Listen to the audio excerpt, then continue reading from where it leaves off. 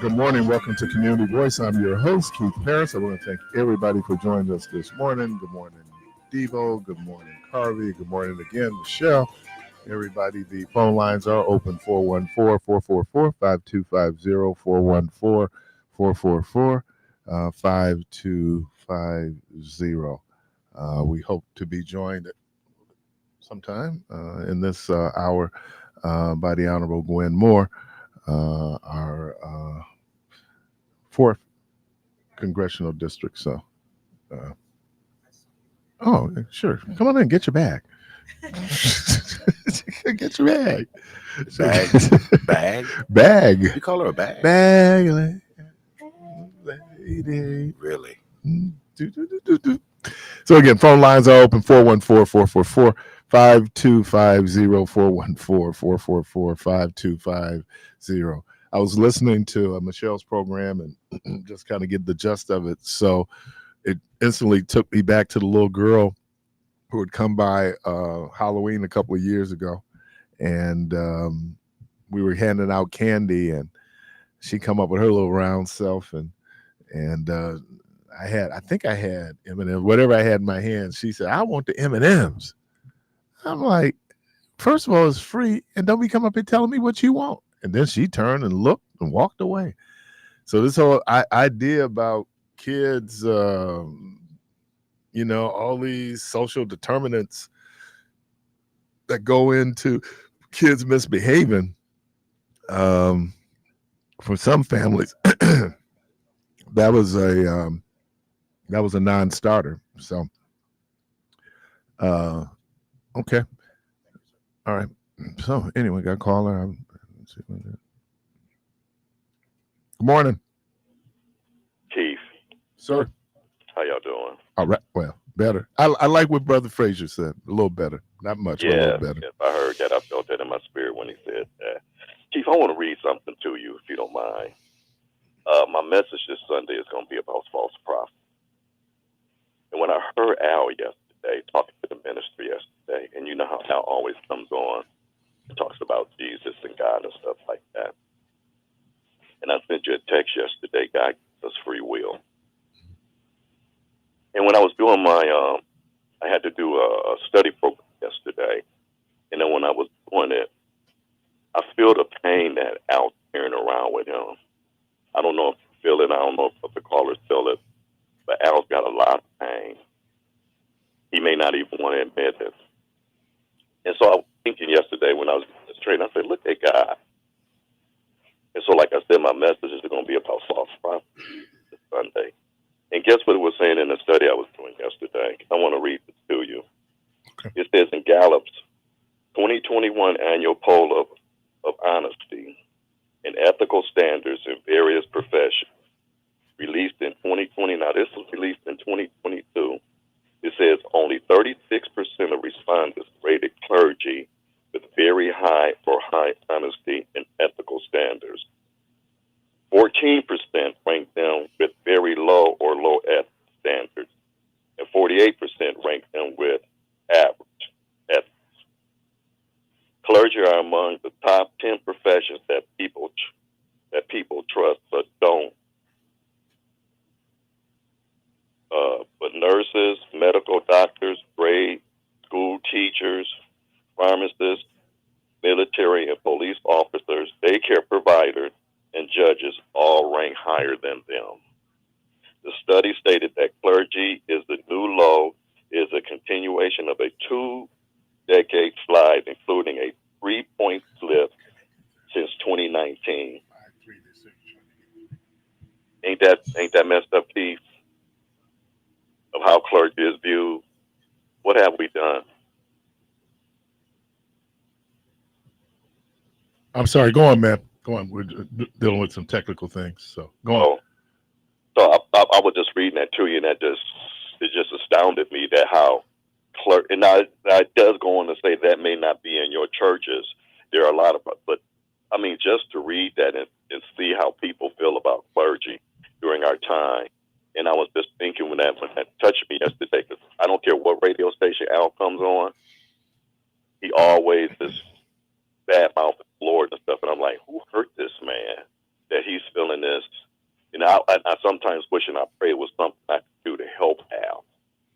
because you know, I think I don't even. I think Al feels like he's doing okay. I mean, I think everyone. I know everyone has a sense of what we believe is right and wrong and what our moral codes are. But I'm not surprised that clergy would have such a low view in terms of the public, just because usually all the scandals that's attached, and that there is no religious group that seems to be exempt from a scandal. And so I think that, but the other thing that people need to appreciate is that clergy is human. So Yeah. well, let me do this, man. I have All right, man. I have Thanks for one more. Good morning. Good morning. Hello. Good morning. Congresswoman Moore. Good morning. How are you? Hey, you know how I am. I know.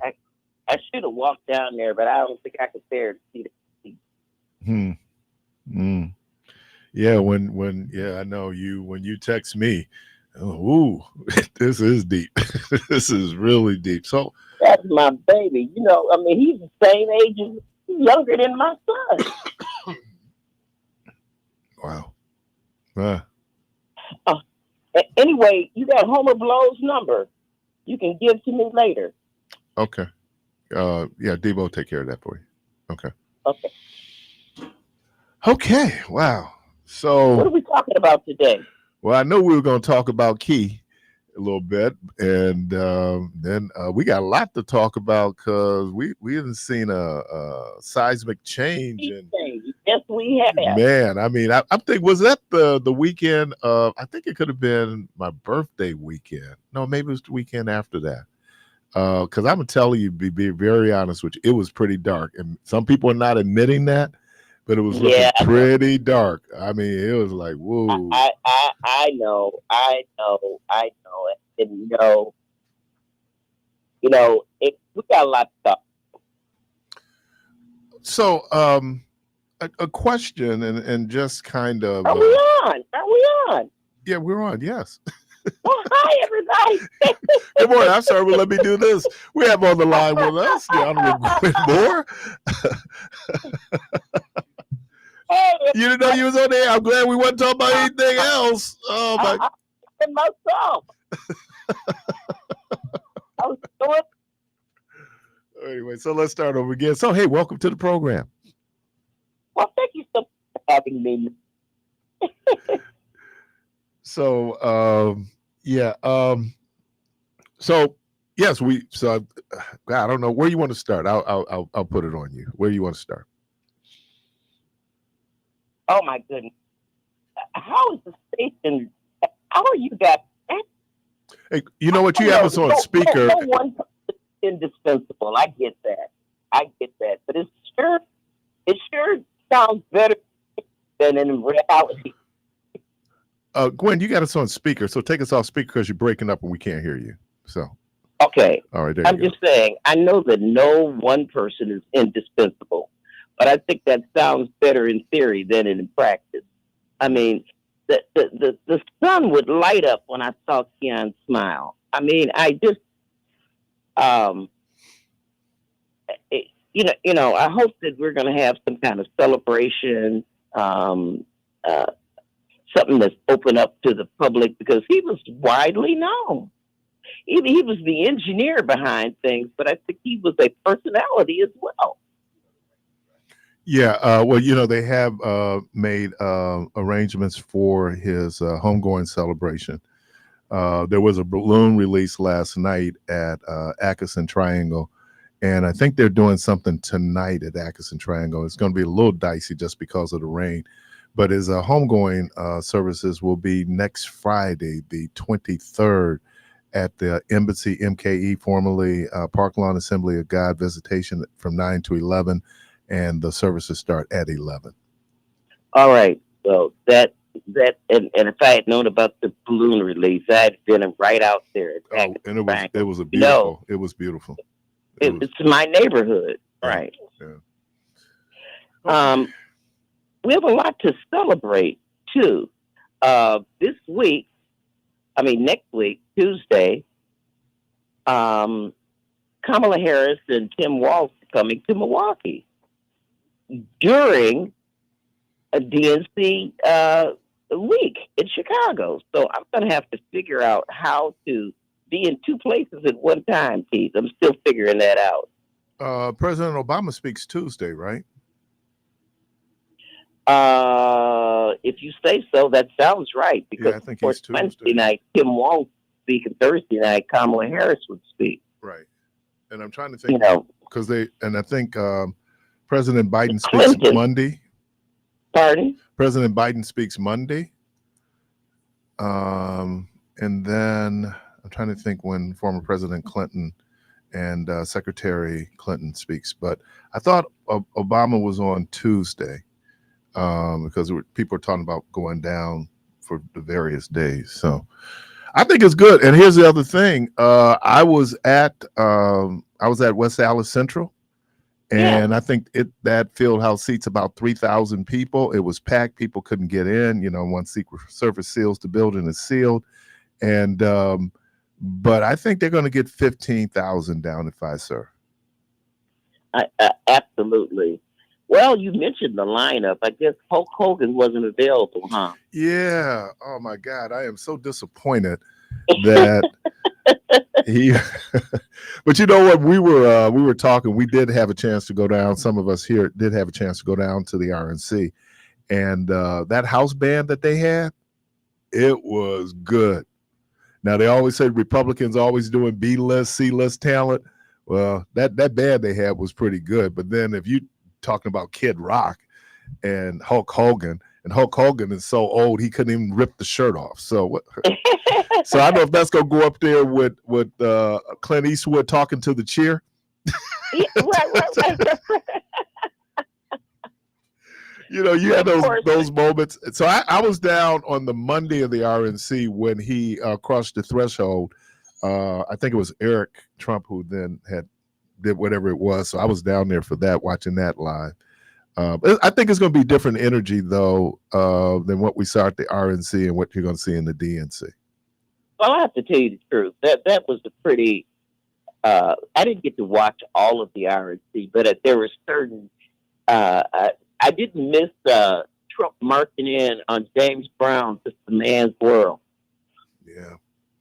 And I mean, I never had any negative views of that song until he did that. And I just thought about all the misogyny and the grabbing women by their genitals and the sexual assault, So when I start criticizing Trump, I start there. That's my starting point. Not, I don't get to the 34 felonies until way down the line. It takes me a minute to get to that. And so I have really evolved a lot, and I want to just talk to the audience for a second. I think that we have to really make a lot of effort to not necessarily criticize people who have supported him, to try to empathize a little bit with them. I know that's difficult to do, but let's try for a moment. I mean, when you look at somebody like Nate Fuentes, I think his name is Nate Fuentes, who has criticized J.D. Vance's wife for being, an Asian Indian, someone who went to Yale Law School, someone who is, I don't even know that she's an immigrant. Her parents, she's probably first generation. She's first generation. Her parents were immigrants. Yeah. Exactly. But she's, from immigrant. But I mean, she's not someone here pilfering from our society. She's a contributing member to our society. But his main complaint about her is about JD is that he's not standing up for white identity. And I think, we need to encourage white people if they're not at any risk in this country of being denied or deprived of opportunity, because this is what it's all about. Fear. I mean, I think people are able to ignore all of the other obviously ridiculous things that this man does, up to and including saying he's going to impose tariffs Which, if you think inflation is bad now, wait until he does that. You know, out of all of the stuff that he does, the sexual assault, the stuff that none of us would get away with, and he gets to do, it all comes down to him imposing fear about losing white identity. And, you know, I have been able to sort of empathize with that, being a black woman, to try to think about what it's like not to have white privilege, not to be able to be a white man that doesn't have to go to college, still be able to get a good job. You know, because as a woman and as a black person, I mean, Keith, we knew our butts had better learn something and get some certificates. Else we wouldn't even be, you know, they wouldn't even think about it. They probably wouldn't hire us. They still wouldn't even think about it. I remember having a bachelor's degree and not being able to get a job in any of the nonprofit organizations, you know, and there'd be some white woman there without a degree who's just sitting right there, Mm-hmm. being in charge. Mm-hmm. And the fear that you now have to compete against the, you know, the Shayshanas and the Letitias and the Kamalas and the, you know, Lee Shungs of the world, and you know, you can just no longer. That is very, very frightening. And I think that if we were to have some real honest conversations with people, perhaps we'd be able to convince them that diversity is our strength. But you know, racism is so embedded and so pervasive that I think it's. I don't know. I was speaking with Student Minister William Muhammad yesterday, and I was asking him that question, like, is there hope? And you're extending hope, but I don't know. I mean, I think people they believe this. I mean, it's part of their DNA, and I just don't. I always marveled at when you would read history and you would hear about there were certain abolitionists out there who were violently opposed to enslavement, but still were white supremacists. I think that there are people who say, well, I'm going to be fair, but they've been so programmed. I don't know how you do that, how they would even be able to make that shift. Well, unfortunately, I'm reading the book now called, what's the name of it? It's White Hoods and Broken Badges. And it's a reflection on some of the stuff learned. It's a former FBI agent that infiltrated the Ku Klux Klan. Mm-hmm. And he talked about how the permission structure for white supremacy is embedded in our culture. Mm-hmm. Because, you know, January 6th, you know, there have been so far 21 cops who have been indicted and tried on that. 20% of the people who stormed the Capitol had military background. Mm-hmm. And of course, the Ku Klux Klan, which was established in 1865, started out post-emancipation, and it was largely a law enforcement agency. Mm-hmm. So I do think that having some reconciliation, and I mean, you know, you can't beat a thing if you don't acknowledge it. And so a lot of our, you know, I noticed Jaden Vance coming here to talk to our police officers next week as well. You know, and so I think that we have to call out those relationships. You know, it's not just a matter of, you know, black people saying defund the police. No, it's coming to terms with how these agencies have got to make themselves resilient against racism. So we know racism exists, and we got to have a screening mechanism for making sure that these types don't infiltrate. The when you look at, well, can I ask a policy question, because I think this is something that you will be directly involved in if it, this idea of not taxing tips and not taxing Social Security. You're on Ways and Means. But that's going to have an impact. I think they said that they projected it would be about 200 and was it? I'm trying to get the number it would be if we didn't tax tips over 10 years. So I think it's about $25 billion a year or something like that. So how do you? I mean, because I heard that there was some legislation to not tax Social Security. All right, well, let's get back to the tips. It Okay. all depends on what tips you're talking about. Okay. Because the major thing that I'd be concerned about is people not converting regular compensation into tips. Mhm. For example, the station there, they pay you, $2 a week, and then the rest be defined as tips that you get. Or maybe that's an extraneous, exaggerated thing, but there would have to be some precautionary legislation with regard to tips. Because I think tips, that, and then we could just go full hog, and raise the minimum wage. Mm-hmm. I've been to countries, I've been to places like Helsinki, Finland, where I tried to leave a tip, and the waitress was actually insulted. Like, what is this for? Mm-hmm. Because they actually get a wage commensurate with the work that they do. And wouldn't it depend on the when industry? we talking about tips, we talking about two different things. Right, but wouldn't it depend on the industry? Like for the restaurant industry, right? That type of thing. There's that. Thank you, Herman Cain. That is that whole. I don't know if it's 3 something an hour, whatever it is, and then those folks are basically living off of their tips. $2 and something cents.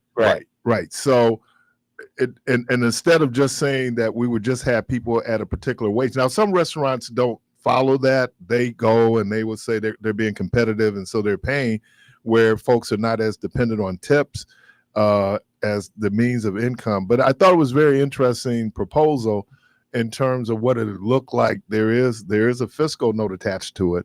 But I think that you're right. I think it's more of raising that minimum wage because it's been a while since we raised the national minimum wage. Right. Well, listen, the thing is that the whole notion of tips came out of slavery, quite frankly. When the National Labor Relations Board first initiated the minimum wage, agriculture, farming, and restaurant businesses were explicitly excluded because this is labor that slaves did. Mm-hmm. And so it exempted them from getting the minimum wage. Mm-hmm. And so it's the relic of slavery. And so it really needs to be examined. Now, I do know that there's some notion that you don't want to destroy small businesses by burdening them with high wages that they could not possibly afford. That if you got a restaurant business, maybe you would lose too many customers by forcing, So it's an argument that's plausible. But again, I would say that this would have to be crafted to serve really the restaurant and entertainment business and not have it spill over into all industries. With regard to not taxing Social Security, we have done this partially so that you can earn so much money, so much money, and without being taxed. But there's a threshold at which you are. The fiscal note is tremendous, and it may be worthy of discussion. I know that I'm over 70, so I was forced to take my Social Security, Mm-hmm.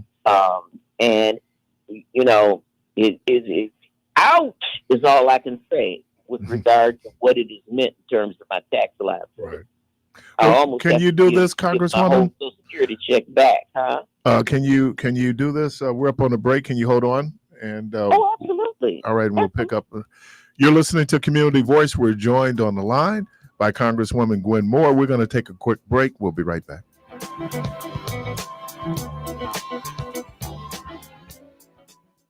You asked for it, we're giving it to you. The Wisconsin Black Chamber of Commerce will be offering 501c3 classes starting August 22nd, 6 to 8 p.m. at the Wisconsin Black Chamber, 2900 West Elite. We will walk you through preparing your articles of incorporation, corporate bylaws, EIN, and much more, including the application itself. These classes will be held every fourth Thursday. The first one will be August 22nd, 6 to 8 p.m. $25 for members, $45 for the general public. Save the date, November 29th through December 1st. We are hosting the Black Friday Weekend Diverse Business Expo. We have quite an agenda plan. You should be there. We're over halfway through 2024. Are you on track to reach your goals for the year? Make a plan to finish strong. Visit twbcc.com to keep up with what we have going on.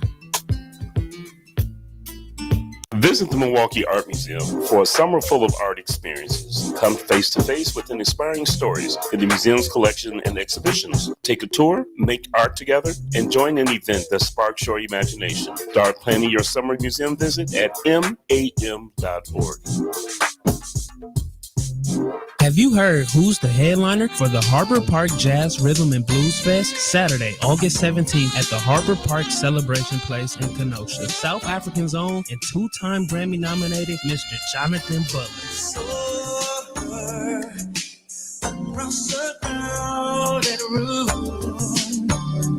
Butler is a multi-platinum selling and chart-topping musician who brings a radiating and electrifying performance. So Milwaukee, get ready for the show of the summer, Saturday, August 17th at the Harbor Park Celebration in Kenosha. For more information, go to mahonefund.org or call 262-654-2412. That's 262-654-2412. Do it now. Attention business owners. Do you want to learn how to grow your business and network with other successful entrepreneurs in Wisconsin? Do you want to understand the resources that can truly help you? If you have answered yes to either question, you should consider attending the Business Council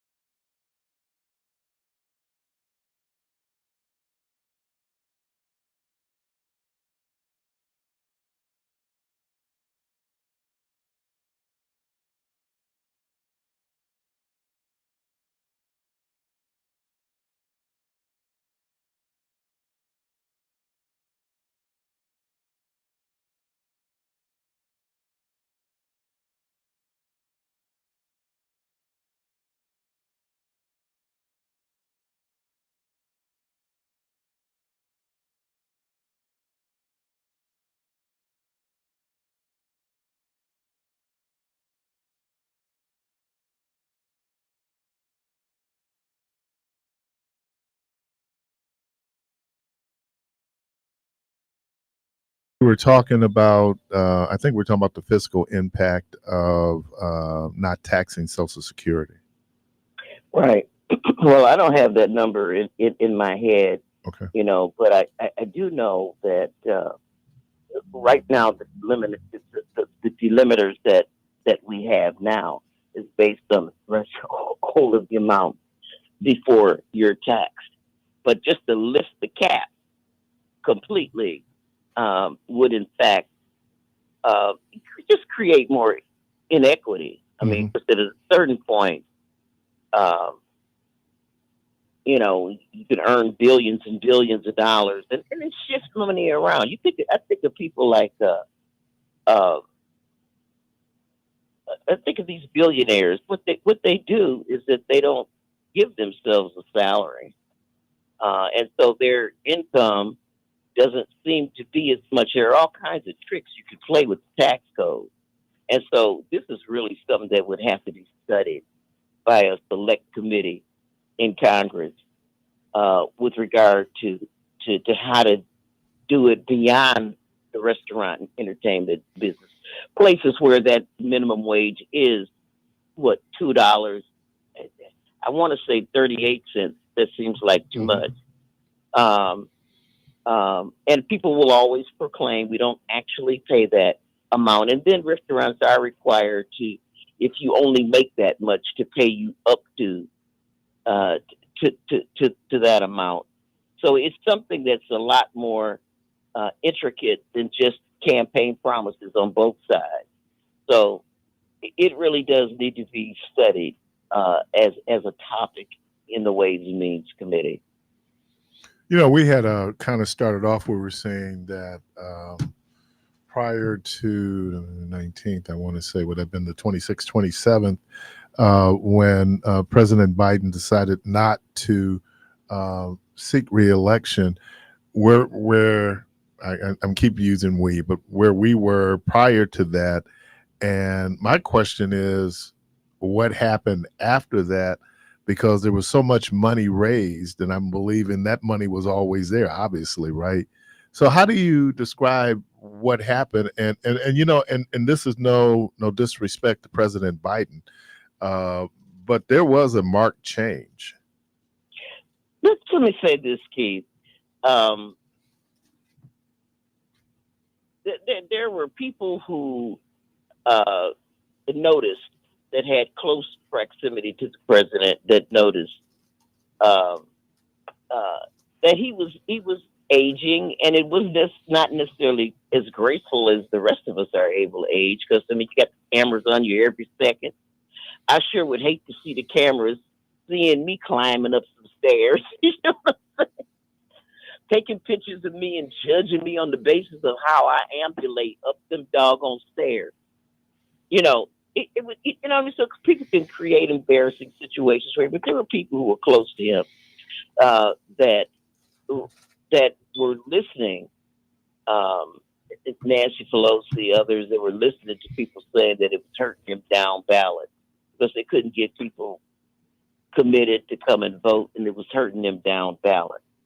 And these voices were more and more and more amplified. And I think what happened to trigger it all is that there was a fundraiser at George Clooney's house, and it looked like there was stage involved, and where they had Obama and all the acolytes on stage with them, and they were telling jokes that he was supposed to pick up on, and he just couldn't get with it. And I think that was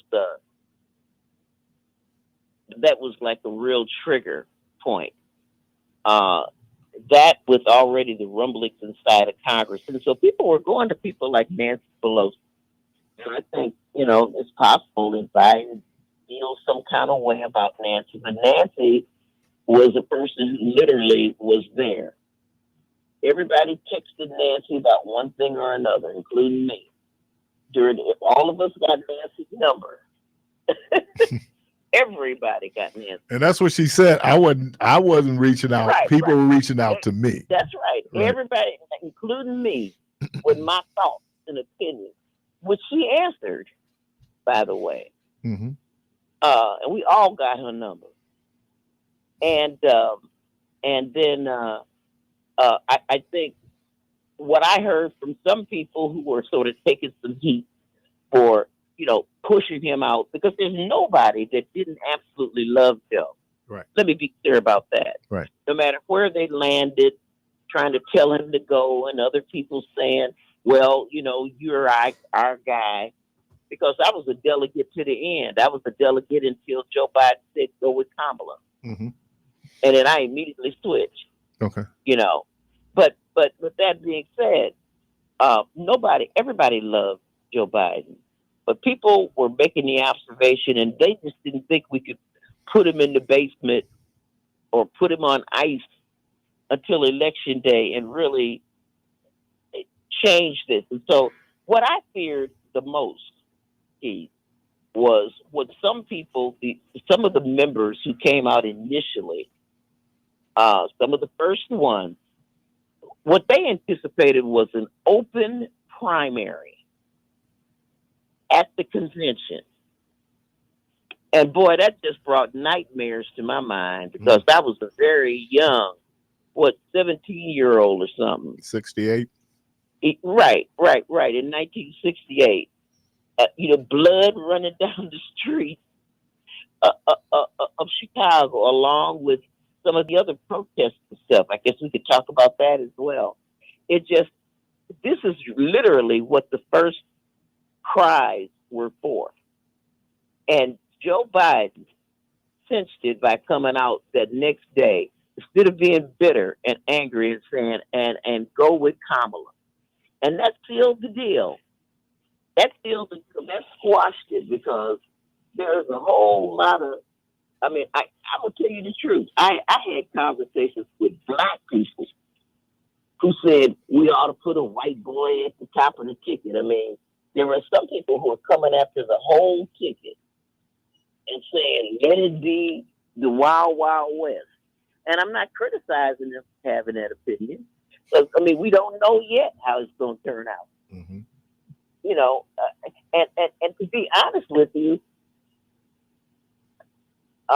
Kamala's numbers have gone way up as her own candidate with respect to what the polls were looking like. We didn't know how electable she was. She wasn't necessarily, one of the questions Joe Biden had was, well, can Kamala win? And I don't think anybody was showing them polls where Kamala was just hitting the roof and beating Trump outside the margin of error. She wasn't in no better shape than Biden. So there was a big bet and a guess and intuition or something. So there was a lot of conversation, and I think at a certain point it got to be very organic. People point out that our own senator hadn't made time to be with Joe the last time he was here. Oh, yeah. And, yeah.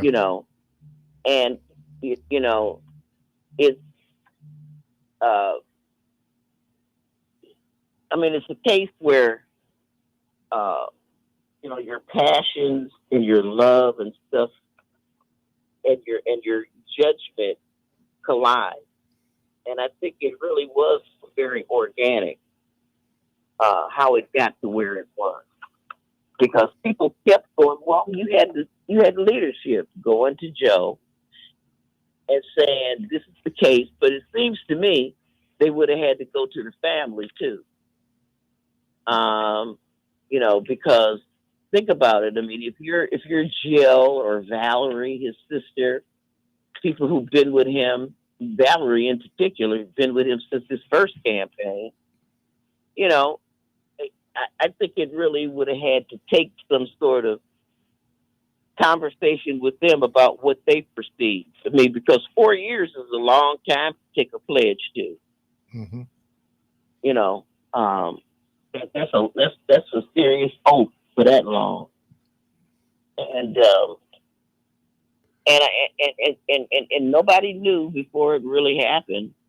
So he'll go down in history as a hero, not only because of this resignation, but what he did before he did it, and is still doing.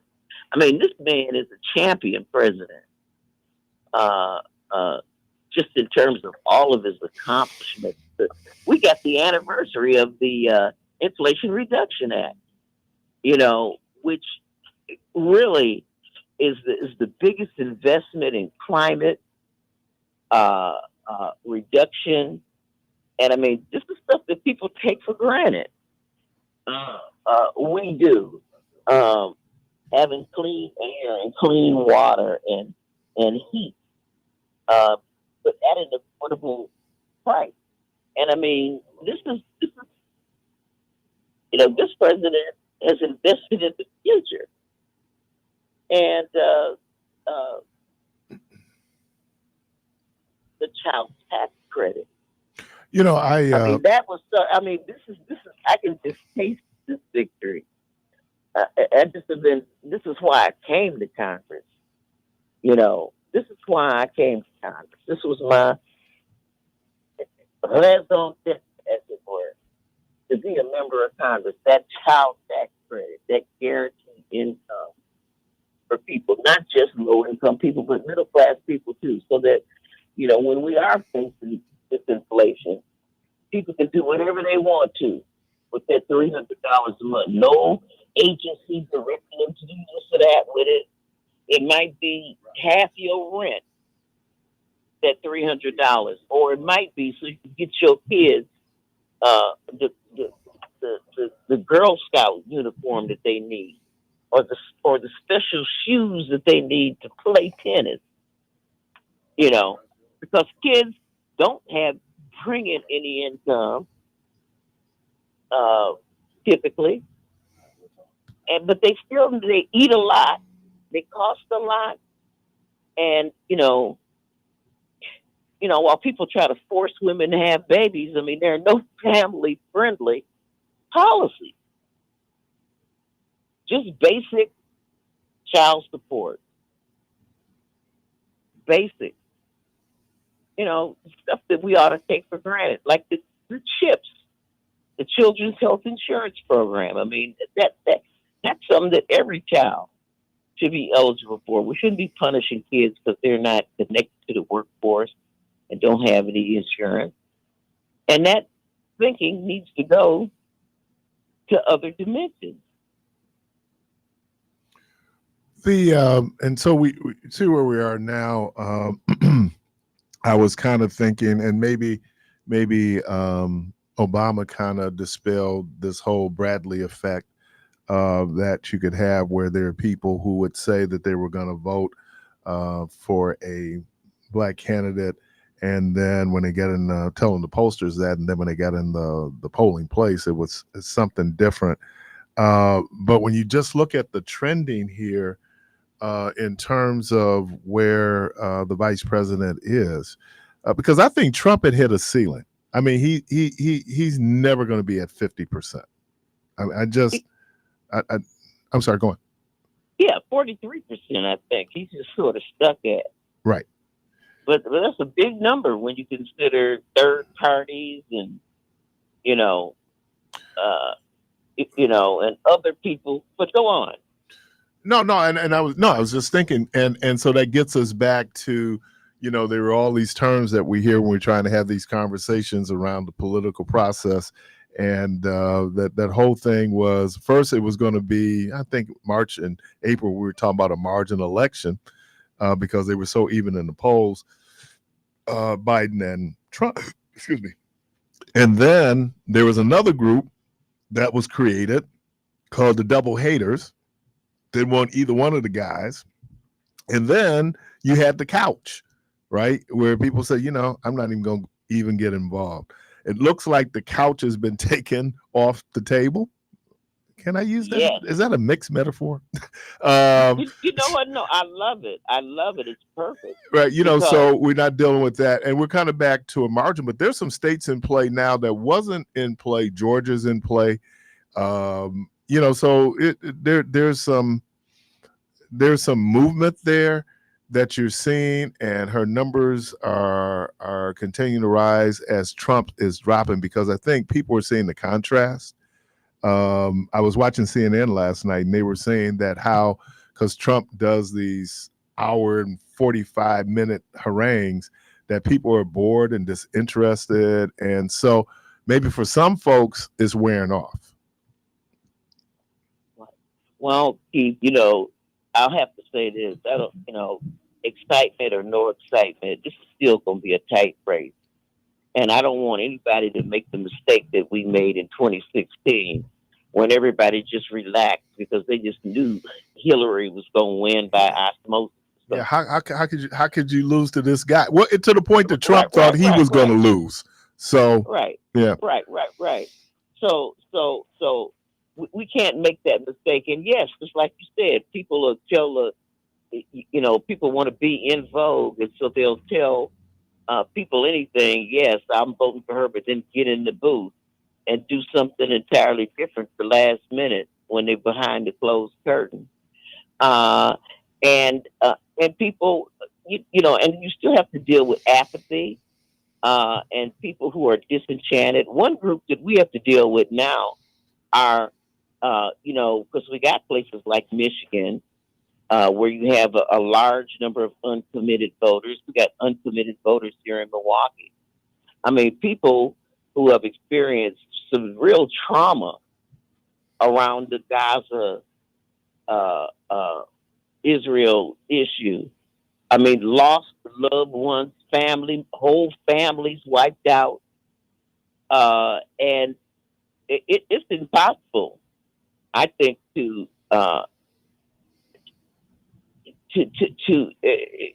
impossible to really say or do anything to alleviate the pain of that experience.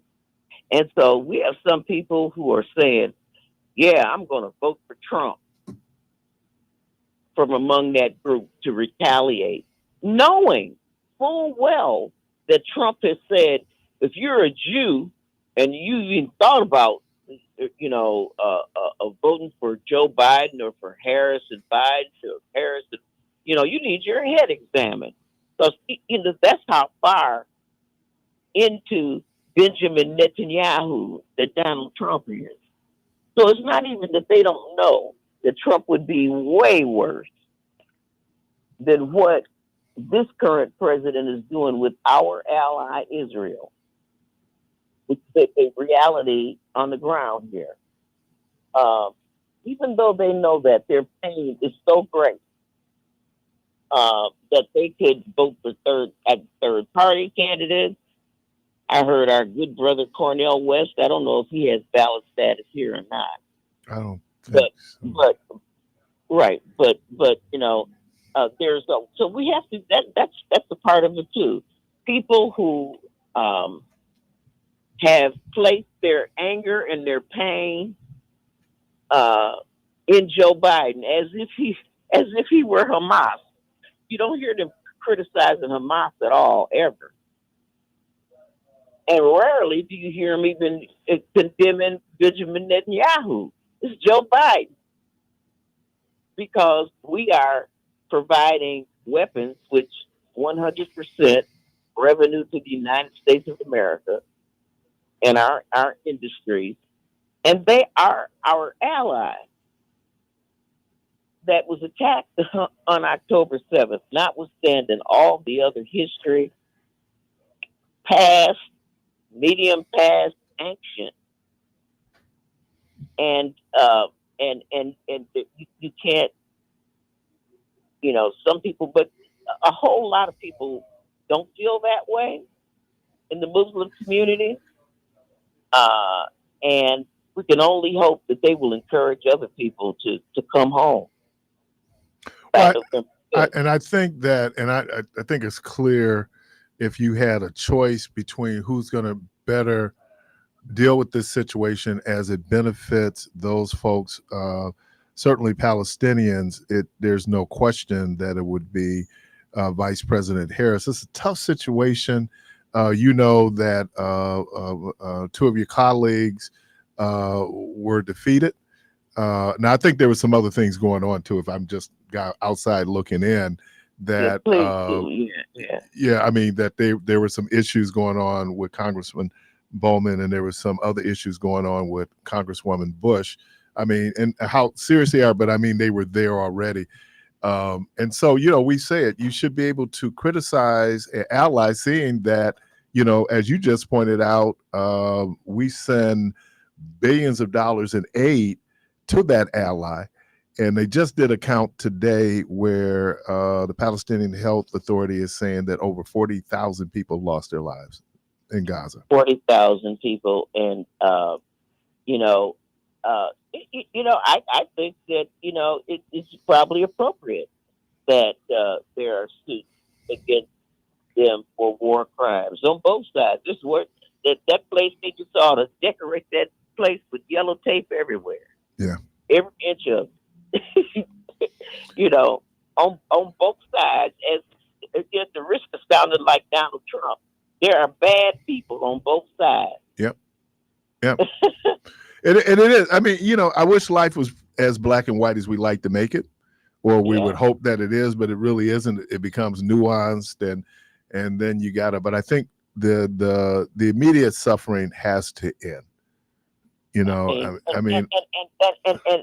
Kamala Harris has said that dozens of times. Oh, she was already pretty strong with Netanyahu. After that meeting. That's right. And I think it's really clear that it's a brand new day. And the other thing that, just to leave this conversation, at least this portion of it, on a good note, Kamala Harris, her mixed ancestry, that's the story of America at this point. I mean, people who just claim to be plain old white people, they're of mixed heritage. As African Americans, we're still a minority group as compared to people who are mixed race and are Hispanic, and other things. Kamala Harris is the population of the future America. She actually looks like an American. Yeah. And remember when we were studying sociology in the 70s, they were talking about the melting pot. It ended up becoming a mixed salad, but the melting. Yeah, I think it's very interesting.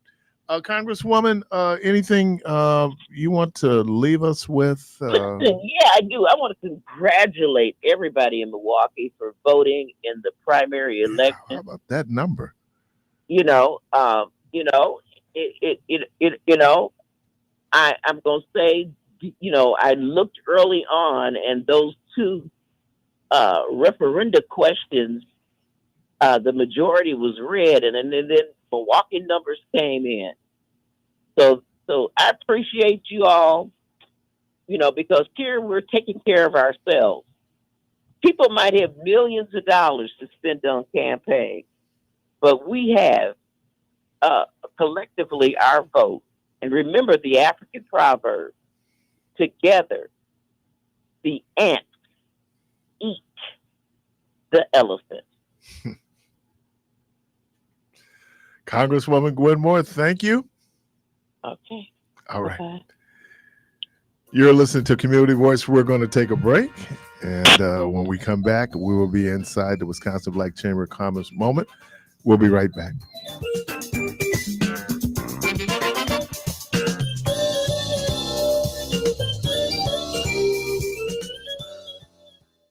WNOV.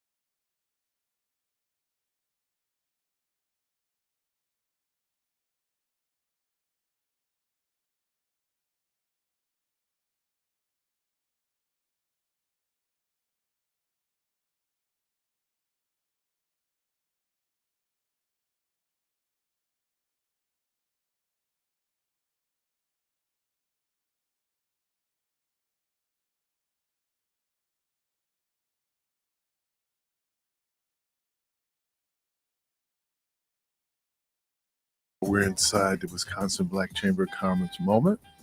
We need some music, don't we? Yeah, we need a theme song. Is that what it is?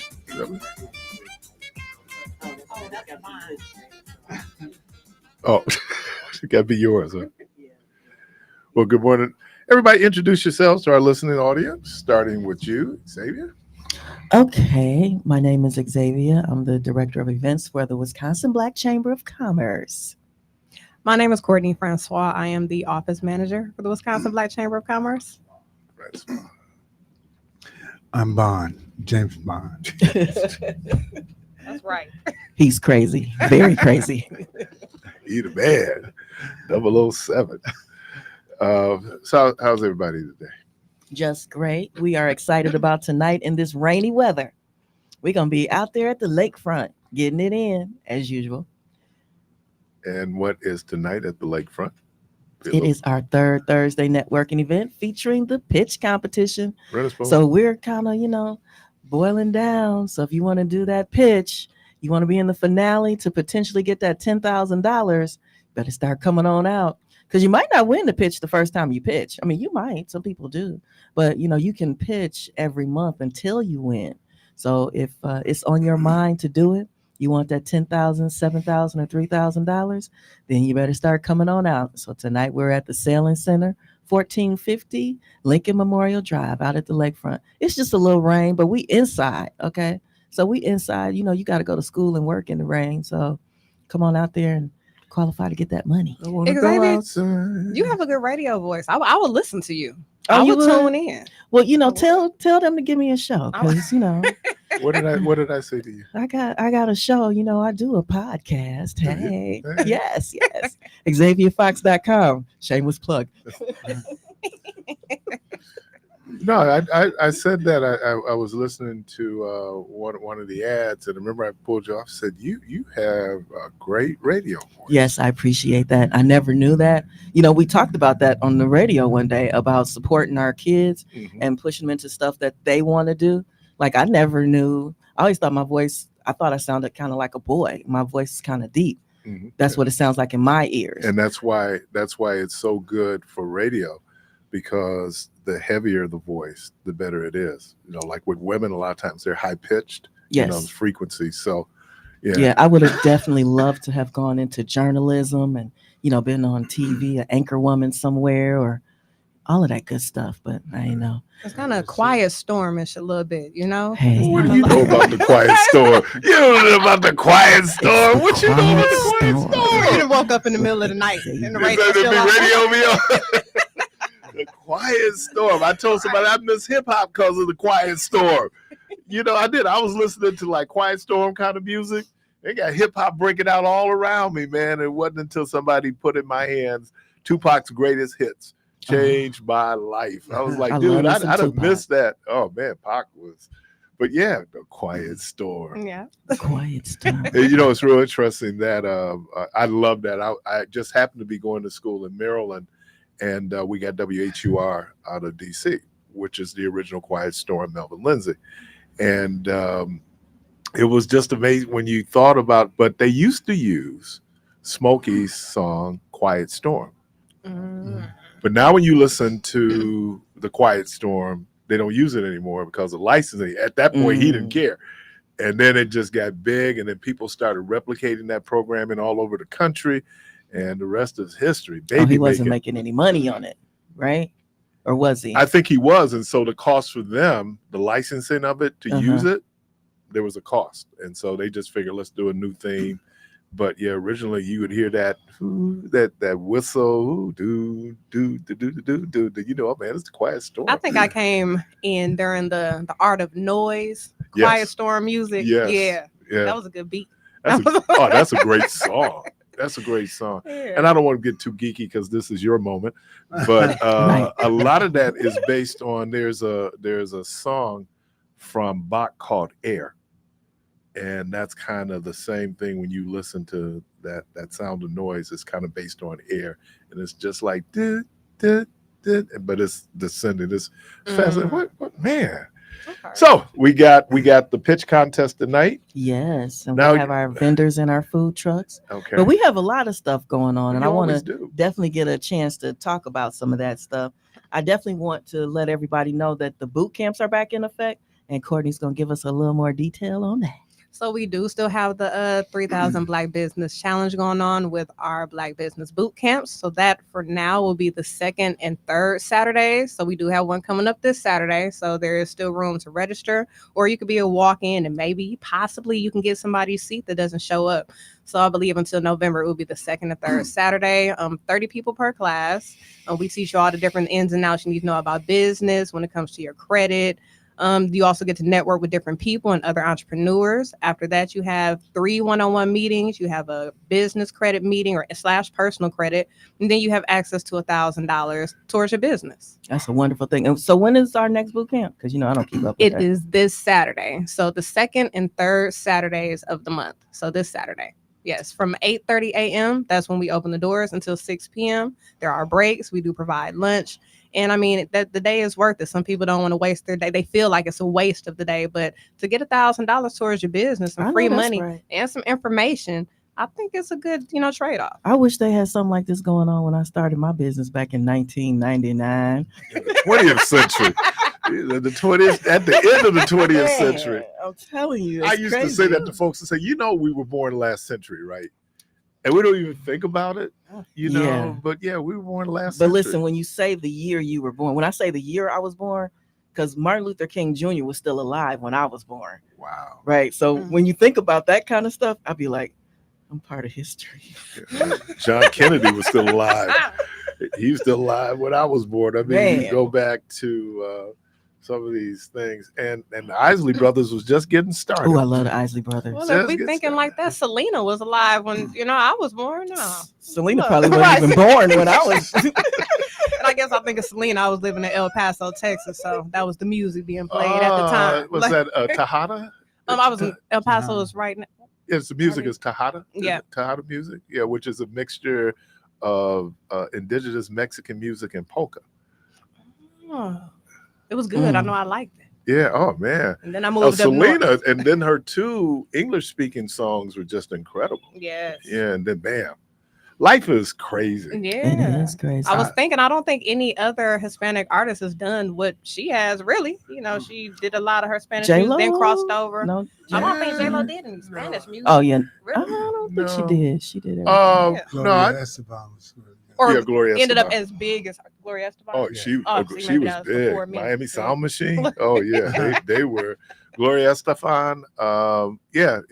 But what she was able to do, certainly from what the Chicano music, she was probably the biggest in terms of that particular type of music and from that particular group of people. Yeah. So last time we came, I still had a whole bunch of, because the chamber is always doing the most, right?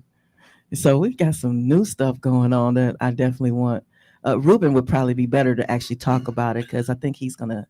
But before you, the wine, is that this weekend or next weekend? No, that's at the end of the month. At the end of the month. And Okay, I'm going in chronological order. Okay. All right. Here we go. So we got something new going on. It is our 501c3 classes. Yes, because everybody's been asking about it. So this is the big one. The man himself. Go ahead and tell him about it. Go ahead, Mr. Bond. Yes. Anyway, Harvey P here. Well, there's just a lot of questions about how to start a 501c3, and basically we just walked you through the application. So answers a lot of questions that people have about the process, and the process has been streamlined. Used to be a lot of paperwork. Well, there's still a lot of paperwork involved, but a lot of it is done online now. And so just walking people through the process, I always recommend that you bring your board members to the class because it's always more advantaged to learn what's going on when you have all your board members present, because you find out when you go through the application that you find out other people's intentions, because the application asks you questions that people generally are not ready to answer. Relationships, how people are related by marriage or family members or whatever they are. Those things have to be revealed when you submit the application. Really? Yeah. It doesn't mean you can't do it. It just means you have to reveal it. Transparency. When you're putting the application in. So let me ask a question. We're doing the training on it. What is the significance of 501c3s? We hear it all the time. Why? Who would get it? Who benefits from having a 501c3?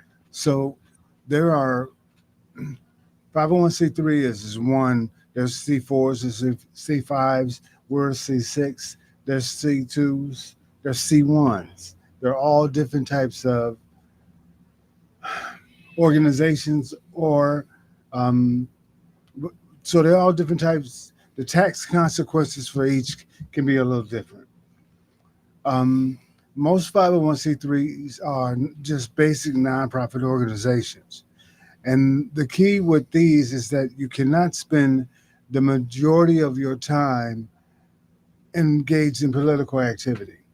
That's why you see people so scared when they're 501c3 and you start talking to them about campaigns coming to they get all nervous and stuff. There's nothing wrong with you. So a lot of times the 501c3 would say, we can do get out the vote stuff, but we can't endorse a specific candidate. Right. I was talking to Pastor Greg Lewis. You can be political, but you can't be partisan. Right. So you can't sign up for the Dems. You can't sign up for the Socialists. You can't promote that. And all that goes back to the Johnson Act, 1954. Lyndon Johnson, when he was in the Senate, created this thing where tax-exempt organizations could not go out and do political partisan activity. And to keep that tax exemption status. So that's why when the Bush administration started doing the faith-based initiative, it brought into a question this whole nonprofits and their tax exempt status and all of that stuff. But the biggest reason that most people want to be nonprofits is they think out there somewhere are foundations that want to give them money. That's not true?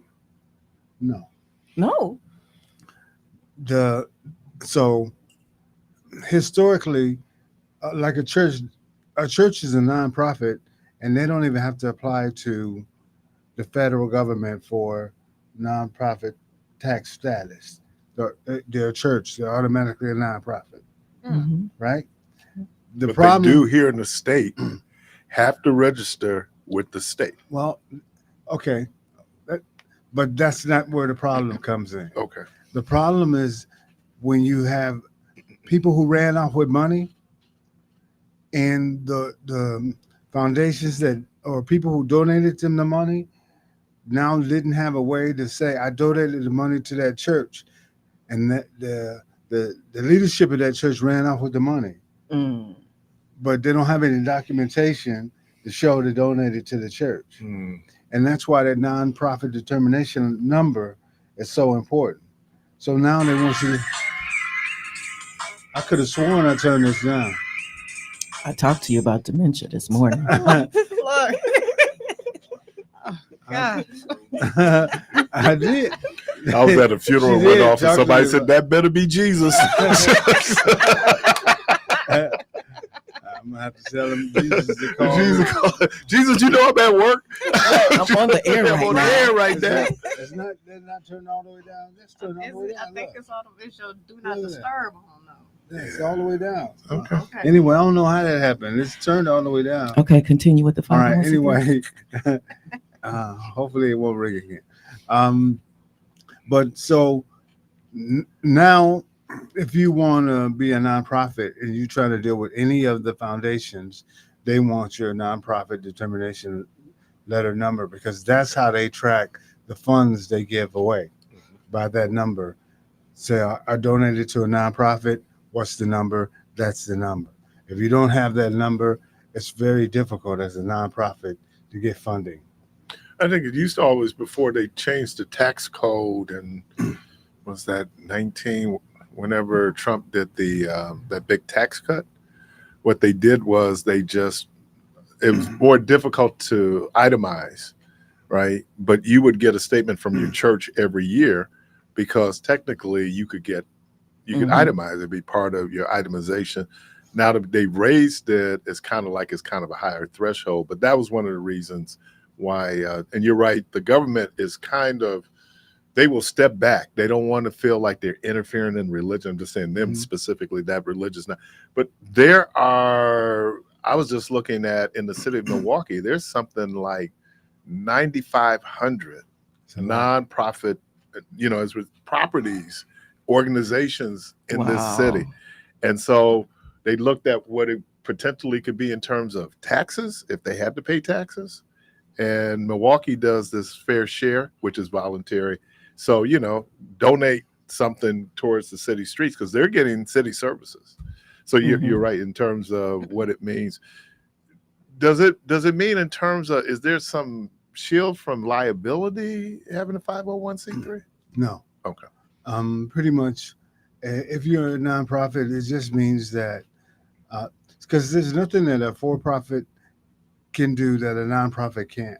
The only difference is in the nonprofit language, at the end of the year, let's say you have a surplus, and the surplus is $100,000. That money doesn't belong to the leadership; it belongs to the organization. But if I was a for-profit and there was $100,000 profit at the end of the year, I can do whatever I want to do with that money. Mm-hmm. There's still tax consequences, but I can do whatever I want to do.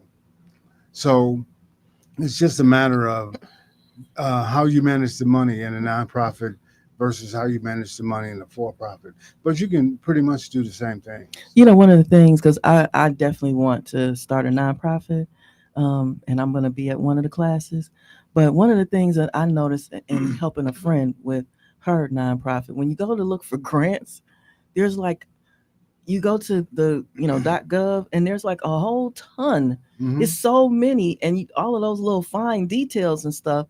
You really have to have a grant writer for that. Somebody that has time to read through all of those fine details. That's like a catch-22 to me. It's like, yeah, you can get some money, but you're gonna spend 2 months looking through these grants before you find one. Well, you need a grant writer that is familiar with the industry that you are in.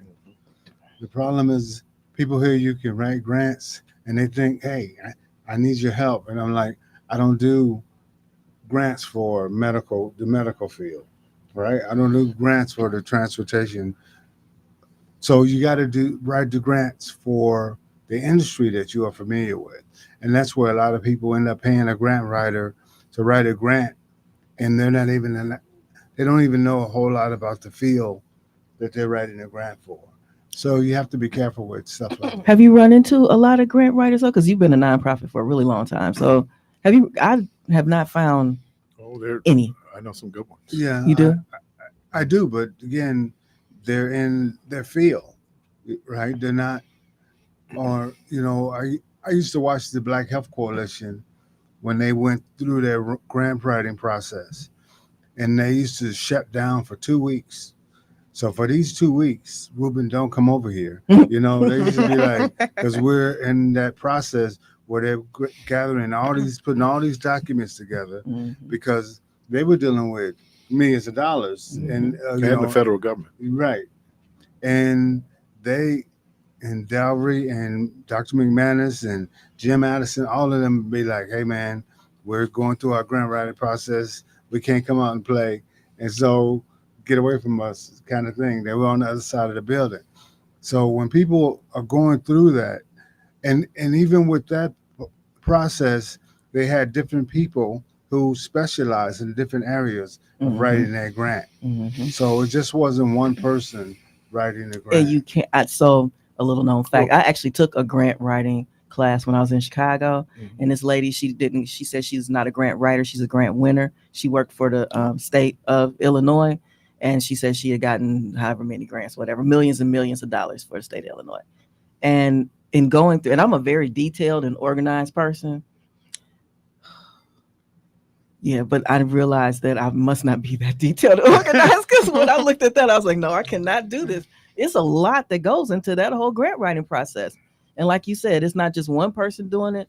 I can see that it would take a whole committee. A grant writer needs to have like a whole team of people to pull all of that. That's a lot of stuff. And then the deadlines, and that's a lot of stuff. But anyway, our 501c3, can we tell them when it is? As soon as we come back from break. That's what I was trying to be. You're listening to Community Voice. We're inside the Wisconsin Black Chamber of Commerce moment. We're going to take a quick break. We'll be right back.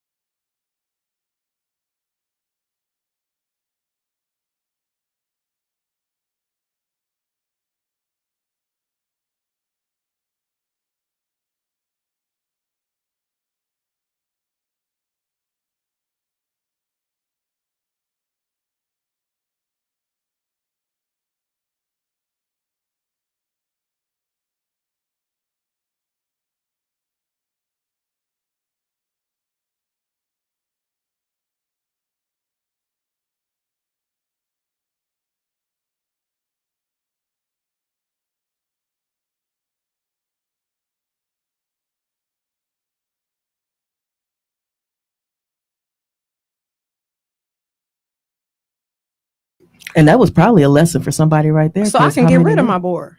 No, no, Well- I think. Oh, now I got them. I got to keep them.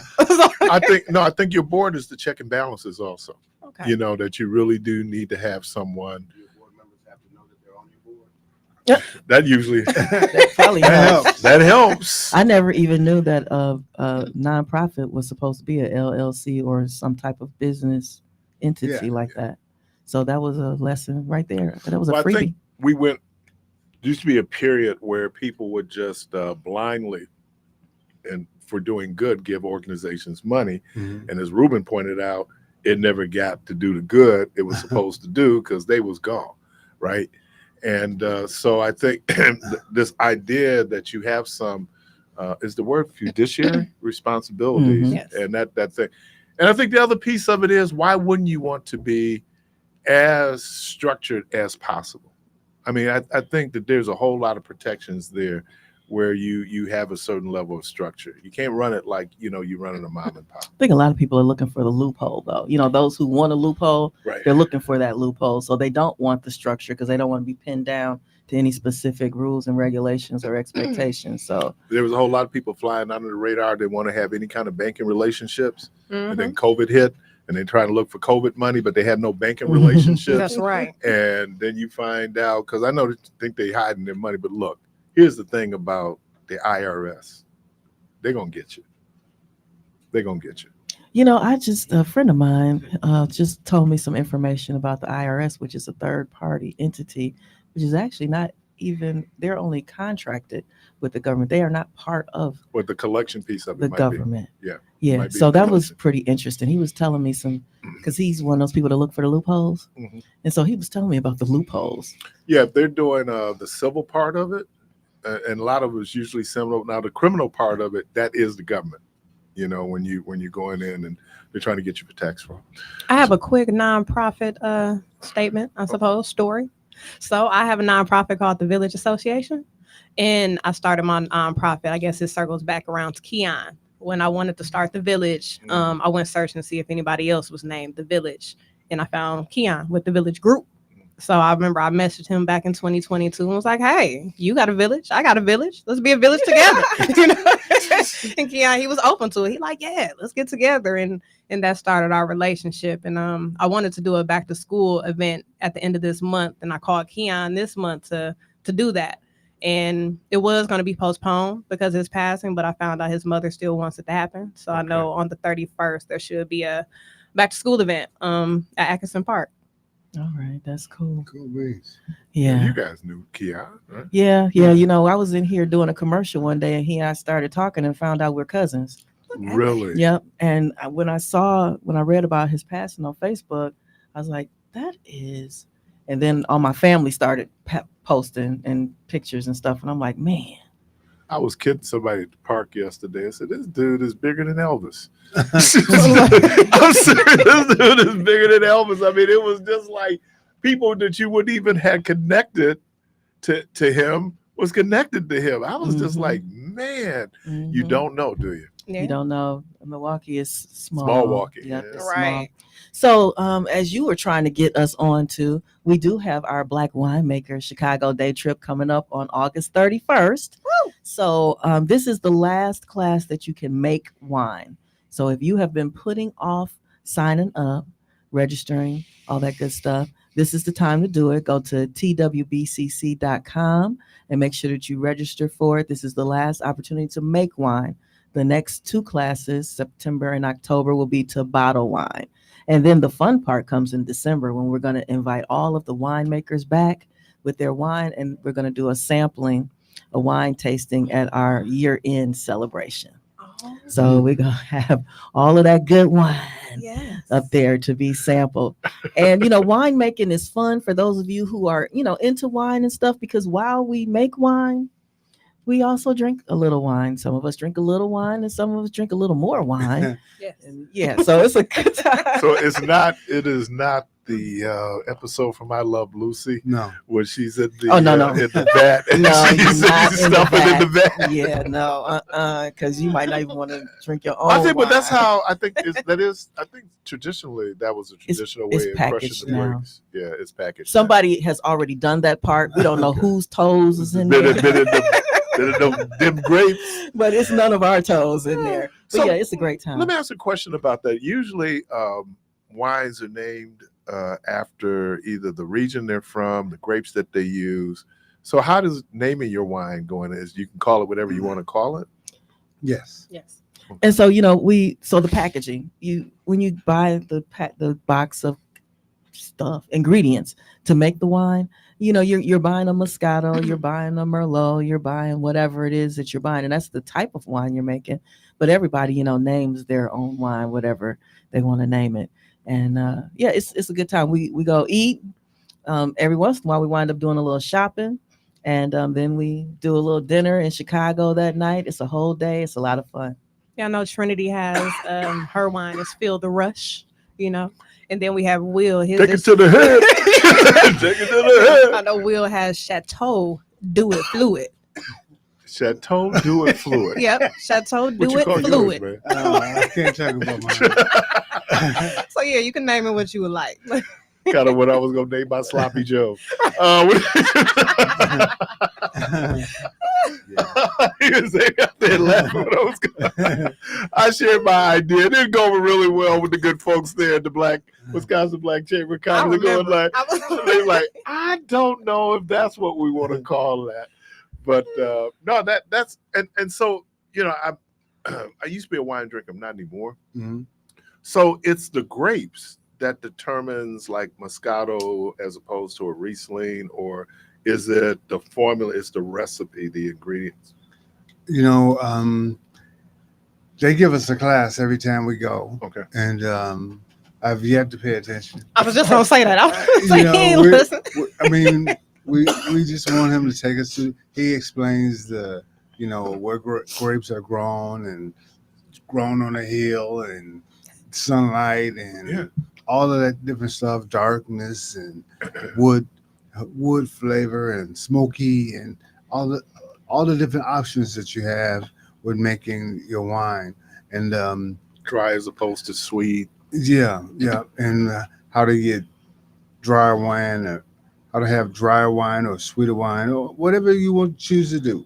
They kind of take you through where that decision is made in the process. Okay. And then we make it. And you can alter your alcohol content. You can make it higher or lower based on sugar. The alcohol content is based on sugar. so what have you been doing every class when you go down there when you're not listening to them give this breakdown Drinking every wine. time? I'm saying because you've been a couple times.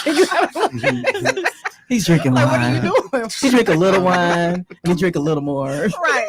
I'm supervising the people I can imagine. to make sure they're not wandering around, because there's a lot of activity going on, because it's a meadery and a winery. Okay. So the meadery side is the meadery is the wine that is made with honey. Okay.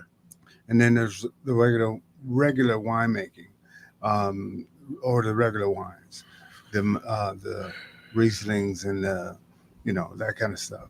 So which is a great wine. And they're open while they're teaching the class. So there's people, and then they have an outside seating area. It's real nice like a park. area. And so there's a lot of people. So when I go, I just make sure that our group stays together, stays focused, so that they can get done what they're supposed to get done. Yeah, he does help us a lot. He often will put the corks in your bottles. He puts them in a little crooked, but the wine doesn't come out. Explained it. He explained it now. Why they in there a little crooked? Now you understand. Right. He said, I got that. Don't The worry. wine ain't coming out. You better not get the cork out either. Remember how difficult it is, certain corks to get out? There was always a debate about how good a wine was, whether it had the wood cork or whether or not you could put a cap on it. Mm-hmm. Now people who are really purists believe, well, no, you put that in, put that cork in, and people even know, are they called vintners, the people who do wine, the connoisseurs of vintners, some or grow them. but they can smell the cork and then tell you, Yeah. Yeah. just, or Yeah, people, we won't do none of that. you don't do none of that. We might call them winos. I'm not sure, but I definitely want to MB also. 2020 had a cap on it. Oh my God! So they that Thunderbird too. Thunderbird too. I want. Oh Lord, we going all the way back to some stuff. I definitely want us to mention our the event that we partner on with the National Executives Network, because we do First Friday with them, and I think they are doing some type of what did she say? Employee appreciation at Rain. Yeah, Right? so if you have a company or organization and you would like to do an employee appreciation type event during that event, they are going to be opening up their website for that. What that last event at Rain? It's at Rain. Matter of fact, they're going to be at Rain. We're going to be at Rain in November, but the National Executives Network's First Friday is going to be at Rain for the rest of the year. Okay. So That's very nice. First Very Friday nice. at Rain, and if you would like to host your employee appreciation event there, you can contact them at their website. Were we looking for the word Somalia? Somalia? Is it Yeah, that's what that is. Somalia. I was Yes. looking for the website. Anybody know the website? There was National Executives Network. It's on Instagram. She just on Instagram. That's where I go to see. Okay, so you guys can Google the National Executives Network, and then you can go and sign up with them directly. and they give good information. I was at the last one. They give great information there. Yeah. We assume people know, and a lot of times they really don't know, right? And so I appreciate that when the information that you get at those events. And you can find them on Instagram at NAT_exec network, or you can go to the website at joinen.com. All right. Thank you, Courtney, for doing that, because I would have. But we also want to talk about our First Saturday. So tell them about First Saturday. Somebody tell us about First Saturday. I've been there a couple times, but. Well, our first Saturday is done with our partnership with Chase Bank. So we do it at Chase Bank on Capitol. And again, it's a conversation. All of our conversations, really all the things that we do circle back to access to capital, right? And responsible business ownership. You should know that if your personal credit, your business credit, and your finance and accounting in your business is not in order, you will never, ever get access to capital. And so all the things that we do with BMO, the things we do with Chase, first Saturday is with Chase, second Saturday is with BMO. Our boot camps are the second and third Saturdays of the month. Our 501c3 classes is the fourth Thursday of the month. So we're always trying to make sure that we have opportunity for people in all the different industries to get information that they need to grow their business. But no matter how much we try to get you to grow your business, if your personal credit, your business credit, and your finance and accounting methods that you have in your business are not in order, the banks, they don't want to deal with you. They don't even want to see you coming, because they know they will hold into your paperwork for weeks just to deny you. It takes about 4 weeks to get an approval on the average for the average loan. If you're waiting 6, 7, 8 weeks, it ain't coming. It's not coming. And when it does come, they're going to tell you they couldn't do it, because a lot of times they're waiting on paperwork from you, right? So they'll ask you for one more thing, and then one more thing after that, and then they'll ask you for something else, and they're trying to get you to give up. They're trying to get you to say, forget it. Because whether you say, forget it, or wait for them to deny you, you're not going to get access to capital. The numbers have to make sense. So when we work with Jerry and his team over at Chase, we'd sit down, everything from home ownership to open business bank accounts to just understanding the lending process as an important part of just being present in being in business. So many people are in business and they're not present. They don't know who their alderman is. They don't know who their county supervisor is. They don't know who their state representative is. I've had people tell me the county executive is the mayor or the mayor is the county executive, you know, and I'm like, they're the same height. You had to throw a little You're mixed up. Man, I got a meeting coming up with the mayor. I didn't say that, Mr. Mayor. I mean, they're about the same height. Come on, You're doing a little You joke just said in they're there. the same color. You know, they might be. well, no, I didn't. You know, when you think that's not wrong, Mr. Parris. Right, no, I mean, That's that's not disparity. It's not. David is taller than Cavalier. About an inch and a half, 2 inches taller. But anyway, if you're in business, you should know who the people are. They don't know where the bids are if they're in a bid, right? You're in a business improvement district and you don't know how they can help you find vacant properties. All of these things are things that if you're a conscious business person, you should be aware of. And so that's the conversation that we're having with a lot of these businesses most of the time. Even our coaches are making sure that businesses understand what it is they're supposed to be doing to prove that they're in business. Because when you walk into that bank and they say, all right, I need 2 years of your tax returns, right? And you give them 2 years of tax returns and they look at that business bank account and they see no money is going through that account, they know you're not making any money. Mm-hmm. So you won't have what it takes to pay back a loan, no matter how you try to make it look on paper. They're looking at the numbers on the paper, but they're also looking at the real time stuff. Your credit scores. I don't have a business credit score. I don't have any net 30s. I don't have any net 45s. I don't have any type of business relationship that matters when it comes to how they establish the business credit score. All right. So if you don't have that, and then when we look at your finance and accounting, you're using, an Excel spreadsheet, or you're using QuickBooks, but you have the free version, and again, or you don't have an accountant. So all of that stuff matters, huh? All of that matters.